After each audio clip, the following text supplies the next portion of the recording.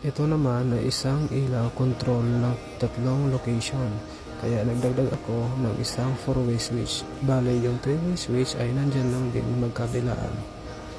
Ganito naman ang wiring niya. Kagaya lang dun ng dati, kinuha ko lang din ulit yung power supply, yung light para makapunta sa may common ng 3-way switch. Tapos yung 1 and 3 niya, kinuha ko para punta doon sa may kabila, sa may 4-way switch, sa number 1 and 3 ng 4-way switch. Tapos, yung number 4 and 2 ng 4-way switch ay pinatakbo ko ulit.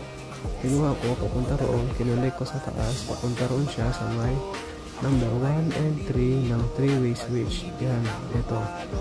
Yan, okay na yan. Testingin na natin. On natin ang breaker. Naka-on na siya. I-off natin sa kabilang, sa unang switch. I-on natin sa gitna. I-off natin sa pangatlong switch. Yan.